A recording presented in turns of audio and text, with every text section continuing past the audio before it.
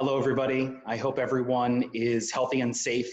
My name is Garry Golden, and I am patching in from my office in Brooklyn, New York. In a few weeks, we'll be joining each other online at the ITE annual meeting, where we will be celebrating the past and shaping the future.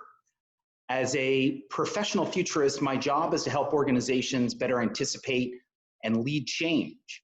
And during our opening plenary, we are going to be exploring a few future world scenarios that are being reshaped by some emerging and converging trends. We'll be exploring implications of COVID-19 on society, business, and government.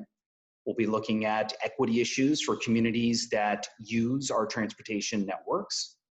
And we'll be exploring changes in the nature of work and asking questions about the future of our profession in the transportation sector.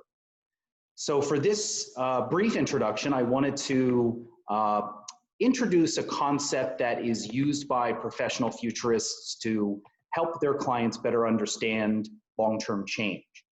So if you were to imagine the future of your organization or the transportation sector over the next 10 to 15 years, you can imagine 4 different archetypes.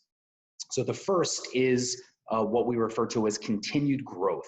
This is a world where we imagine the future as being shaped by things that have already brought us success. So it's our smooth sailing archetypal future.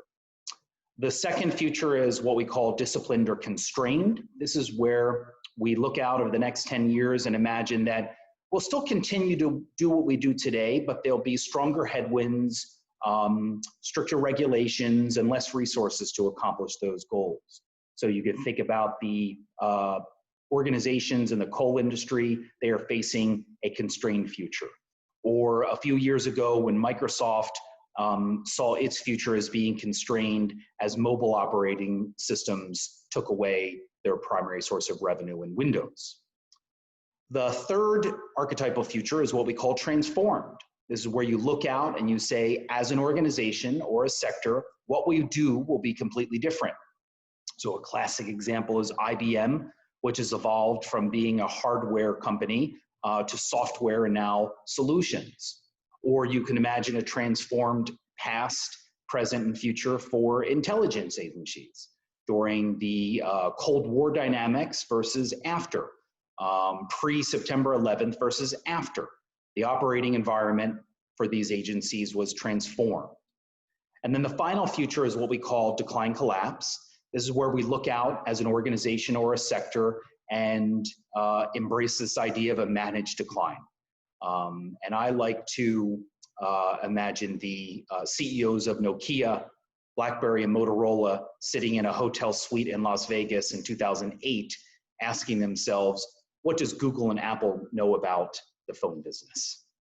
So this is the 4 futures framework that futurists use to help bring a little bit more structure in thinking about the range of plausible futures.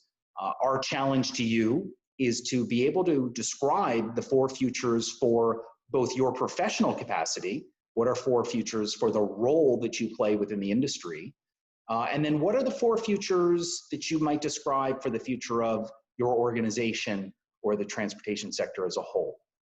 So 4 futures helps us expand our capacity to describe a range of plausible futures ahead. So I look forward to joining you in a few weeks. In addition to my opening plenary, I will be a part of some back channel conversations where we will connect some of the themes around future change to the great breakout sessions that you'll all be attending.